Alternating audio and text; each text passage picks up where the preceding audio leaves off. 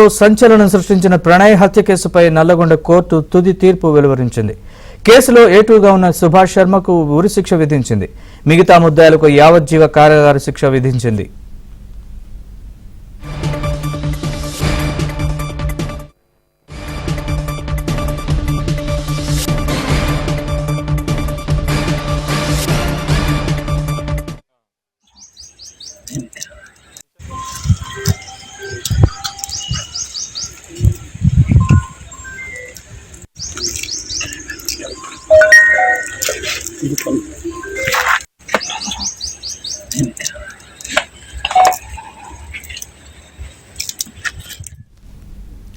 తీర్పు అనంతరం ప్రణయ్ తండ్రి బాలస్వామి, తల్లి ప్రేమలత, తమ్ముడు అజయ్ సమాధి వద్ద నివాళులర్పించారు.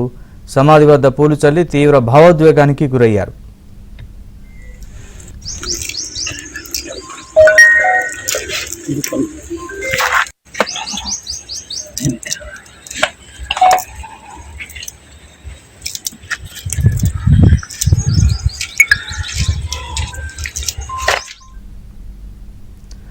మిర్యాలగూడకు చెందిన అమృత వర్షిని ప్రణయ్ ప్రేమించి పెళ్లి చేసుకున్నారు. కులాలు వేరు కావడంతో వీరి వివాహాన్ని అమృత తండ్రి మారుతీరావు ఒప్పుకోలేదు. మారుతీరావు సుపారీ గ్యాంగ్తో 2018 సెప్టెంబర్ 14న ప్రణయ్ను హత్య చేయించాడు.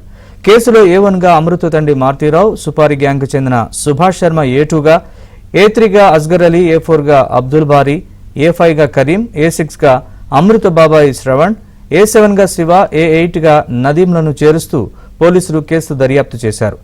7 ఏళ్ల పాటు కోర్టులో విచారణ కొనసాగింది. సుపారీ గ్యాంగ్ సాయంతో తండ్రి మారుతీరావు చంపించినట్లు పోలీసులు సాక్ష్యాన్ని సమర్పించారు. ఈ కేసును ప్రతిష్టాత్మకంగా తీసుకున్న పోలీసులు అన్ని కోణాల్లో విచారించి 2019 జూన్ 12న 1600 పేజీల్లో ఛార్జ్షీట్ దాఖలు చేశారు.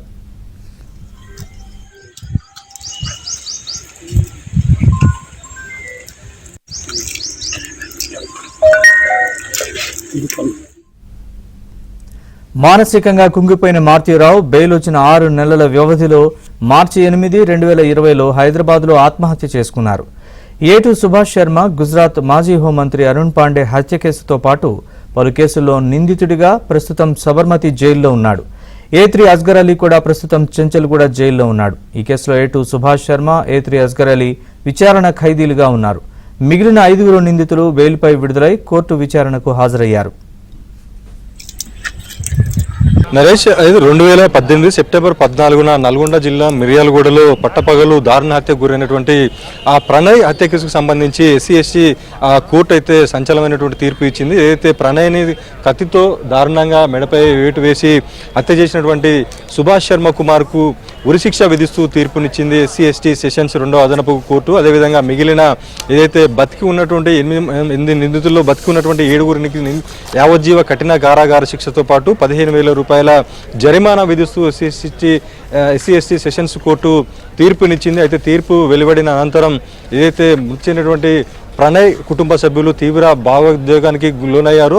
మిర్యాలగూడలోని ఆ ప్రణయ్ సమాధి వద్ద ఆ ప్రణయ్ తల్లిదండ్రులు బాలస్వామి, ప్రేమలత, సోదరుడు అజయ్ కూడా సమాధి వద్దకు వెళ్లి కన్నింటి పరిమితమయ్యారు. తీర్పుకు సంబంధించి తమ కొడుకు ఆ దారుణ హత్యకు సంబంధించినటువంటి తీర్పుపై ఆ కన్నింటి పరిమితం అవుతూ తల్లిదండ్రులు కొడుకును గుర్తు చేసుకుంటూ తీవ్ర మనోవేదనకు కూడా గురయ్యారు. వారి బాధను కూడా వెల్లగట్టించేందుకు సాయంత్రం 4 గంటలకు మీడియా ముందుకు వచ్చే అవకాశం ఉంది. మనం ప్రస్తుతం నల్గొండ కోర్టులో ఉన్నాము. నిందితులకు సంబంధించి ఏదైతే తీర్పు వెలువడిన అనంతరం ఏదైతే ఉరిశిక్ష పడినటువంటి సుభాష్ శర్మ కుమార్ కన్నింటి పరిమితమైనట్టుగా మనకైతే సమాచారం అంతా ఉంది. మిగిలిన అయితే ఆ 7 ఆ నిందితులకు సంబంధించినటువంటి కుటుంబ సభ్యులు కూడా ఒకరొకరు కోర్టు వద్దకు చేరుకుంటున్నారు. ఏదైతే ఈ కేసులో A6గా ఉన్నటువంటి అమృత బాబాయి, తిరునగర్ శ్రవణ్ కుమార్ సంబంధించినటువంటి కుటుంబ సభ్యులు కూడా ఇప్పుడే హాజరయ్యారు.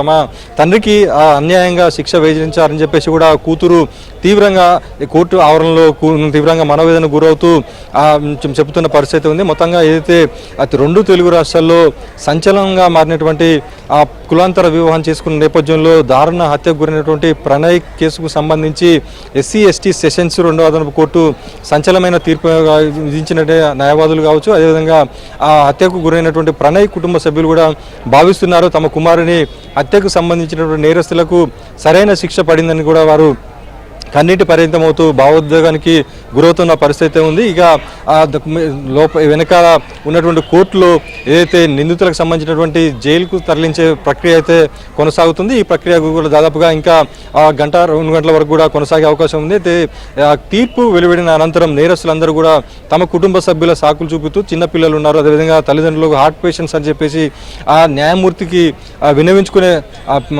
పరిస్థితి కూడా ఉన్నారు. అయినా న్యాయమూర్తికి సంబంధించినటువంటి 1400 పేజీల ఛార్జ్ షీట్ సంబంధించి అప్పుడు ఎస్పీగా ఉన్నటువంటి ఏవి రంగనాథ్ ప్రస్తుత హైడ్రా కమిషనర్ ఉన్నటువంటి రంగనాథ్ సంబంధించినటువంటి సారథ్యంలో జరిగినటువంటి ఈ కేసుకు సంబంధించి అణువున మొత్తం 78 మంది సాక్షులను విచారించి పక్కన ప్రణాళికతో నేరానికి సంబంధించినటువంటి సీసీ ఫుటేజ్తో పాటు ఎవరైతే కాంటాక్ట్స్ ఉన్నటువంటి వారందరినీ కూడా విచారణ అనంతరం కూడా శిక్ష వేసినట్లయితే మనకు తెలుస్తూ ఉంది. మొత్తంగా 2 తెలుగు రాష్ట్రాల్లో సంచలనంగా మారినటువంటి 2018లో జరిగినటువంటి హత్య కేసుకు సంబంధించి కులాంతర వివాహం చేసుకున్న ప్రణయ్కి హత్య చేసుకున్న నేపథ్యంలో ఈరోజు వచ్చినటువంటి తీర్పు సమాజంలో ఒక ఎప్పటికీ గుర్తుండిపోవాలనే పరిస్థితి ఉన్నటువంటి న్యాయవాదులు ఏదైతే స్పెషల్ పీపీగా ఉన్నటువంటి దిశం నరసింహ కూడా చెప్తున్నారు. మొత్తంగా నల్గొండ జిల్లాలో సంచలనంగా సృష్టించినటువంటి ఈ హత్య కేసుకు సంబంధించినటువంటి తీర్పు వీళ్ళ నేపథ్యంలో ఇక్కడ కోర్టులో కూడా మొత్తం